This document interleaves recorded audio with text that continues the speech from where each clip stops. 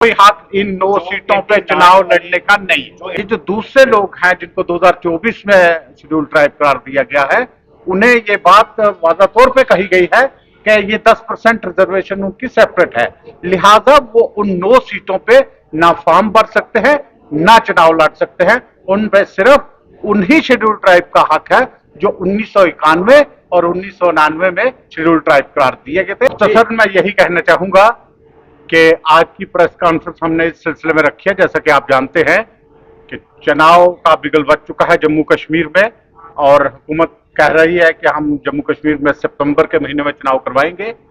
तो हम भी चुनाव कमीशन से मिलना चाहते थे, लेकिन ऐसा मुमकिन नहीं हुआ। तो हमने एक रिप्रेजेंटेशन चुनाव कमीशन को लिख दी है, जिसकी कॉपी हमने home minister, minister of social welfare, ST ministry को भी भेज दी गई है और LG साहब को भी उसकी कॉपी भेज दी गई है। उसमें मुख्तसर ये कहा है कि वही लोग चुनाव लड़ सकते हैं।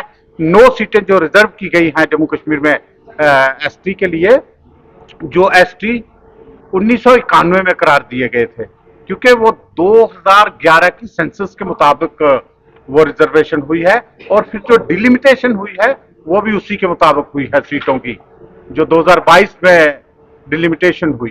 तो ये जो दूसरे लोग हैं जिनको 2024 में शेड्यूल ट्राइब करार दिया गया है, उन्हें ये बात वादा तौर पे कही गई है कि ये 10% रिजर्वेशन उनकी सेपरेट है, लिहाजा वो उन 9 सीटों पे ना फॉर्म भर सकते हैं ना चुनाव लड़ सकते हैं। उन पे सिर्फ उन्हीं शेड्यूल ट्राइब का हक है जो 1991 और 1999 में शेड्यूल ट्राइब करार दिए गए थे। आज का मुख्तसर हमारा मकसद ये, तो उनके जहन में ये बात हो ना हो, उस वक्त जो उन्होंने संघर्ष किया हमें शेड्यूल ट्राइब मिलने के बाद, वो सिर्फ पॉलिटिकल लोगों ने किया है कुछ ने कि हम वहां से चुनाव शायद ना लड़ पाए, लेकिन वो सीटें रिजर्व हो गई हैं और इनका 10% अलग है। और ये डिलिमिटेशन के और फिर सेंसस 2011 में हुई थी, उसके मुताबिक वो कंस्टिट्यूएंसी रिजर्व हुई है शेड्यूल ट्राइब के लिए। तब ये शेड्यूल ट्राइब नहीं थे। जब डिलिमिटेशन ऑफ कंस्टिट्यूएंसीज हुई उस वक्त भी ये शेड्यूल ट्राइब नहीं थे।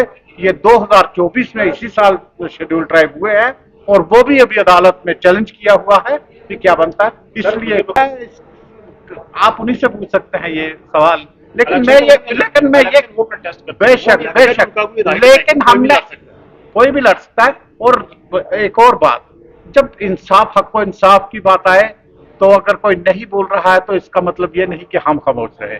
जब हम सामने देखते हैं कि एक नाइंसाफी हो रही है, गैर कानूनी चीजें हो रही है, गैर आईनी चीजें हो रही है, तो क्योंकि हम वकील हैं, हमारा ये फर्ज बनता है, हमारा ये दायित्व है कि हम बात करें।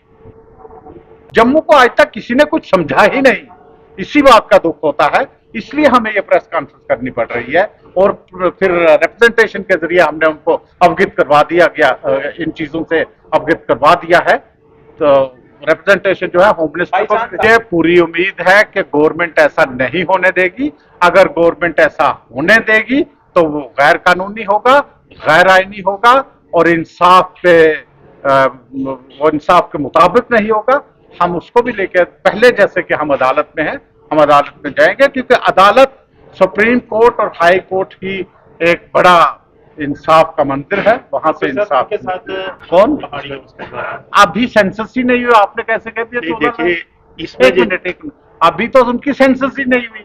अच्छा, अभी सेंसस उनकी होनी बाकी है। हमारी सेंसस तो हो गई 2011 में, अभी शायद 2026 में सेंसस है, तो उनको वेट करना पड़ेगा। कोई नहीं, तो इसलिए अभी ना ही तो सीटें उनके लिए रिजर्व की जा सकती है ना। फाइनली आप मतलब यही कहना चाहते हैं कि उनका कोई हक इन 9 सीटों पे चुनाव लड़ने का नहीं है, वही चुनाव लड़ सकते हैं। और इसका मुख्तसर सा रिप्लाई है, ये जो हमें रिजर्वेशन मिली है 1991 में, उसमें टोटल जो 15 कास्ट थी, उन्हीं की जो पॉपुलेशन की जो हमारी सेंसस हुई थी लास्ट, जम्मू एंड कश्मीर जो उस वक्त स्टेट थी, वो 2011 में हुई है। और उसी को बेसिस में रखते हुए चंद्र प्रकाश देसाई की जो एक वो सुप्रीम कोर्ट की जज रिटायर हुई हैं, जिसमें के शर्मा हमारे हमारे J&K स्टेट के कमिश्नर थे, chief election commissioner J&K state के, और चंद्रा प्रकाश थे हमारे चीफ इलेक्शन कमिश्नर डिसाइड। जब वो यहाँ जम्मू कश्मीर में आए, डिलिमिटेशन कमीशन जो शुरू हुई, जिसने अपने रिपोर्ट दे दी 2022 में।